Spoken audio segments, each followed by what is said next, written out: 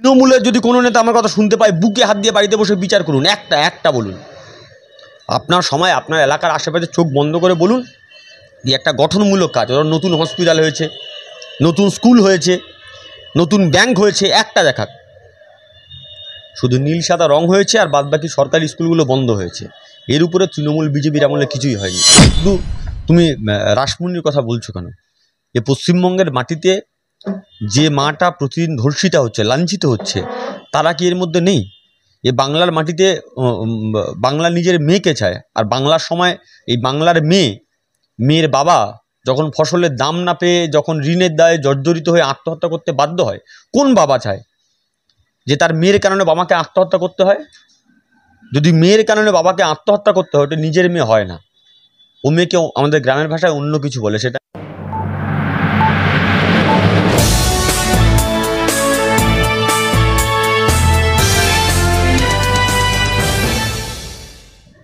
প্রিয় দর্শক, আপনারা দেখছেন মাই ভয়েস, আর আমি মঞ্জুর হোসেন রয়েছি আপনাদের সাথে। গত বিধানসভা নির্বাচনে শাসক দলের পক্ষ থেকে একটি ক্যাম্পেইন চালানো হয়েছিল যে বাংলা নিজের মেয়েকেই চাই, কিন্তু আমরা কয়েকদিন আগে দেখলাম ধর্মতলায় প্রার্থীরা 1000 যে প্রতিবাদ, সেই প্রতিবাদে একজন মহিলা চাকরি প্রার্থী তার মাথার চুল ফেলে প্রতিবাদ করলেন। তিনি কি তবে বাংলার মেয়ে নয়? এই প্রশ্নই কিন্তু উঠছে জনগণের সামনে। আর এইসব প্রশ্ন নিয়ে আজকে আমরা হাজির হয়েছি এসএফআইয়ের রাজ্য সভাপতি প্রতীকুর রহমানের সাথে। শুধু তুমি রাসমণির কথা বলছো কেন?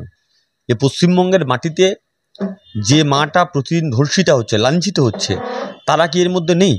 এ বাংলার মাটিতে বাংলা নিজের মেয়েকে চায়, আর বাংলার সময় এই বাংলার মেয়ের বাবা যখন ফসলের দাম না পেয়ে, যখন ঋণের দায়ে জর্জরিত হয়ে আত্মহত্যা করতে বাধ্য হয়, কোন বাবা চায় যে তার মেয়ের কারণে বাবাকে আত্মহত্যা করতে হয়? যদি মেয়ের কারণে বাবাকে আত্মহত্যা করতে হয়, ওটা নিজের মেয়ে হয় না, ও মেয়েকে আমাদের গ্রামের ভাষায় অন্য কিছু বলে। সেটা আমি আর অন মিডিয়া বলছি না, সেটা ওনার আবার খারাপ লাগবে, আমি সেই ভাষা ব্যবহার করতে যাচ্ছি না। ওনার সময় আসলে উনি বাংলা নিজের মেয়েকে চায় বলে জনগণের সামনে সিম্প্যাথি আদায় করেছে। সিম্প্যাথি আদায় করে জনগণের ঘাড়ে বসে জনগণকে কে ভালোবাসে? শুধু রাসমণি কেন, চাকরি প্রার্থীরা 1000 দিন, 1010 দিন 20 দিন বসে আছে কলকাতা রাজপথে, রাজ্যের মুখ্যমন্ত্রীর কোনো কথা নেই, আর খালি তারিখ পে তারিখ শিক্ষামন্ত্রীর সঙ্গে বৈঠক হচ্ছে। আর যতবার বৈঠক হচ্ছে শিক্ষামন্ত্রী আশ্বাস দিচ্ছেন না আমি ম্যাডামের সঙ্গে কথা বলবো। তাহলে আগের যে 2 বছর আগে মিটিং হলো, আপনি ম্যাডামের সঙ্গে কথা বলেননি? চাকরি কবে হবে বলুন, আপনি উত্তর দিন। চাকরি হবে না হবে না? শুধু কি পশ্চিমবঙ্গে, যদি গোটা ভারতবর্ষে দেখেন, আমি বলেছিল বছরে 2 কোটি বেকারের চাকরি দেবো, বলেছিল না? ভারতবর্ষের অবস্থা কি? 10 বছরে চাকরি পেয়েছে সরকারি, কেন্দ্রীয় সরকারের চাকরি পেয়েছে কত? 7 লাখ। আবেদনকারী কত? 22 কোটি।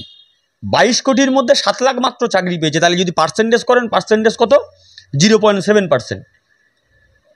গোটা শুধু পশ্চিমবঙ্গ নয়, গোটা ভারতবর্ষে চারদিকে যখন বেকারত্ব বাড়ছে, সেই সময় দাঁড়িয়ে দেশের সরকার, রাজ্য সরকার, 2 সরকার মিলে বেকারদের কথা চিন্তা না করে নিজের ভাইপো কীভাবে লুটে পুটে খাবে, এদিকের ভাইপো কয়লা পাচার করবে, আর ওদিকের ভাইপো ক্রিকেটের ব্যাড উইকেট সাপ্লাই করবে, চুরি করবে। এদিকে তোমার একটার পর একটা নেতা মন্ত্রীরা ঘুষের টাকা দিয়ে প্রসাদ প্রমোদ বাড়ি করবে, আর ওদিকে জনগণ টাকা নিয়ে নীরব মোদী, ললিত মোদী বিদেশে চলে যাবে। জনগণ আঙুল চোষো, জনগণ কিছু নেই, ফাঁকায় বসে থাকো। ফলে এই গিমিক, এই মিথ্যা কথা বাংলার মাটিতে কতদিন চলবে? বাংলার মানুষ জানতে চাইছে।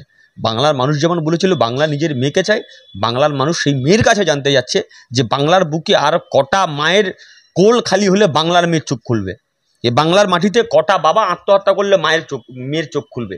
এ বাংলার মাটিতে কজন কন্যাশ্রী, কজন যুবশ্রীর এই কলকাতার রাজপথে খোলা আকাশে নিয়ে দিন কাটালে উনি বলবেন যে না ঠিক আছে, আর দিন কাটাতে হবে না, এবার তোমাদের চাকরি দিচ্ছি।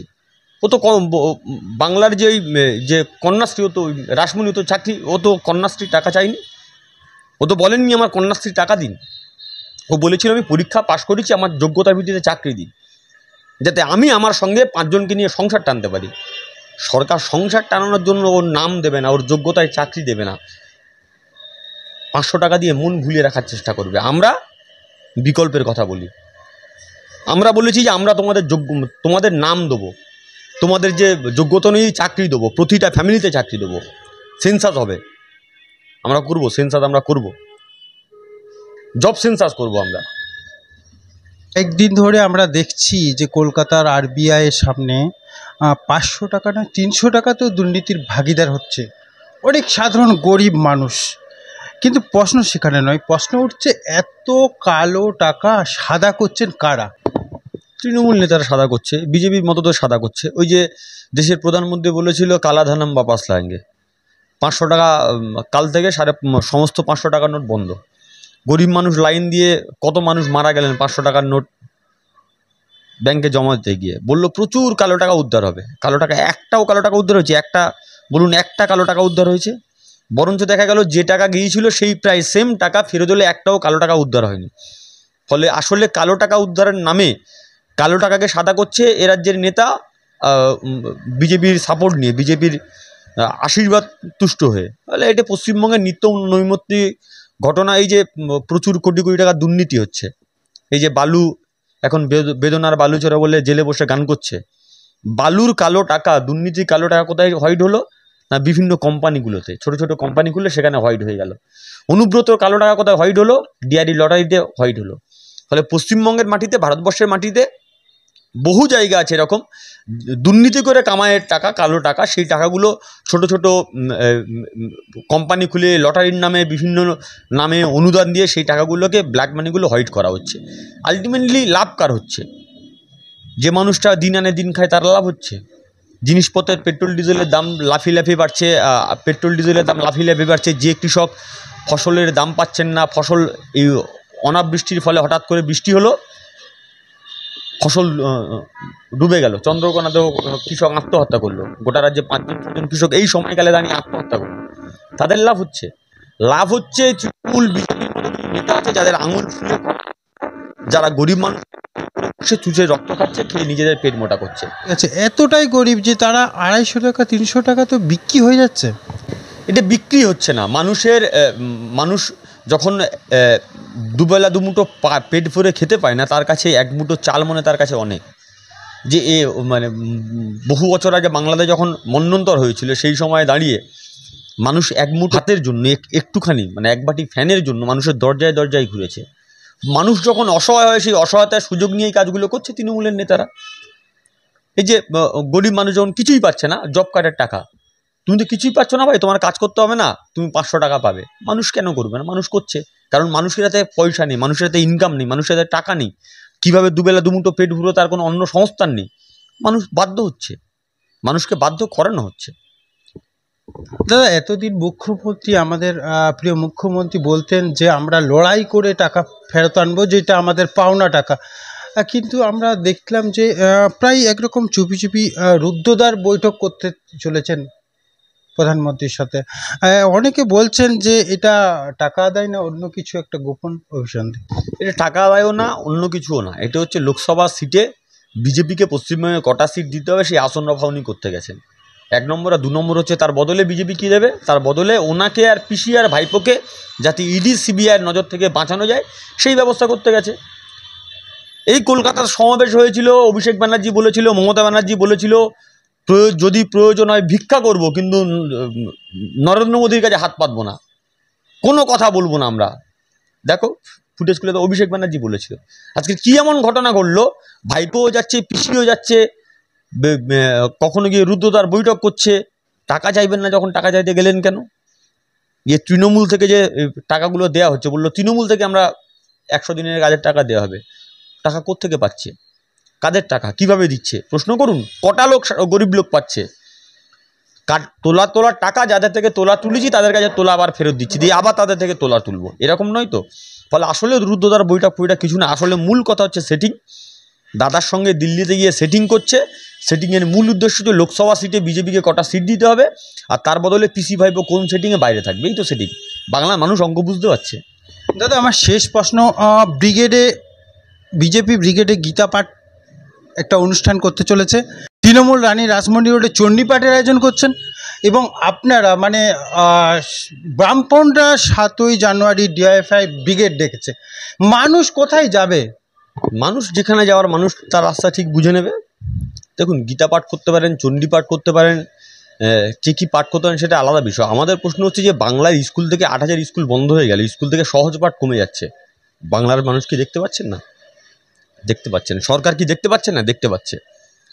আসলে মূল কথা কি, তোমার সহজ পাঠের দরকার নেই।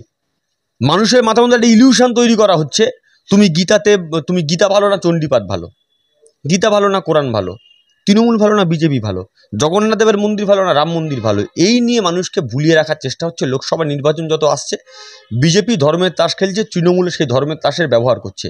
কিন্তু আসল যে এজেন্ডা, ভুল এজেন্ডার বিরুদ্ধে মূল এজেন্ডা, রুটি কাপড়া মাকান শিক্ষা স্বাস্থ্য, সেই দাবিগুলো যাতে না আসতে পারে জনগণের সামনে, তাই এই সব কথা বলা হচ্ছে। কোথাও একবার ব্রিগেড সমাবেশ করে বলুক না যে এত লোকের চাকরি দিয়েছি, এত লোকের চাকরি দেবো, এই শিল্প হবে পশ্চিমবঙ্গের মাটিতে, এতগুলি স্কুল বন্ধ আছে, এতগুলি স্কুল খুলবো। তৃণমূলের যদি কোনো নেতা আমার কথা শুনতে পায়, বুকে হাত দিয়ে বাড়িতে বসে বিচার করুন, একটা বলুন। আপনার সময় আপনার এলাকার আশেপাশে চোখ বন্ধ করে বলুন যে একটা গঠনমূলক কাজ, ওরা নতুন হসপিটাল হয়েছে, নতুন স্কুল হয়েছে, নতুন ব্যাংক হয়েছে, একটা দেখাক। শুধু নীল সাদা রং হয়েছে আর বাদবাকি সরকারি স্কুলগুলো বন্ধ হয়েছে। এর উপরে তৃণমূল বিজেপির আমলে কিছুই হয়নি। ফলে বাংলার মানুষ তার যেখানে যাওয়ার সেখানে যাবে। রুটি কাপড়া মাকান, স্বাস্থ্য শিক্ষা অন্ন বাসস্থানের ইস্যু যেখানে আছে, মানুষ তাদের বন্ধুকে চিনবে। মানুষ চিনছে তো, মানুষ চিনছে বলেই ভয় পাচ্ছে, আর ভয় পাচ্ছে বলেই তো ধর্মের নামে মানুষের ভাগ করার চেষ্টা করছে। ওরা ভাগ করার চেষ্টা করবে, আমরা মানুষকে জোড়ার চেষ্টা করব। ওদের কাছে মানুষ ভাঙার যন্ত্র আছে, আমাদের কাছে মানুষ জোড়ার মন্ত্র আছে। তাহলে মানুষ ভাঙার যন্ত্রের বিরুদ্ধে মানুষ গড়ার মন্ত্র কাজ দেয় কিনা আমরা দেখতে চাই। 7 তারিখে দেখা হবে। মানুষ কবে ভুল এজেন্ডা ভুলে মূল এজেন্ডার ভিত্তিতে মানুষ ভোট দেয়, সে দিয়ে কিন্তু লক্ষ্য আমাদের। ততক্ষণ পর্যন্ত সমস্ত দর্শক ভালো থাকুন, সুস্থ থাকুন, ধন্যবাদ।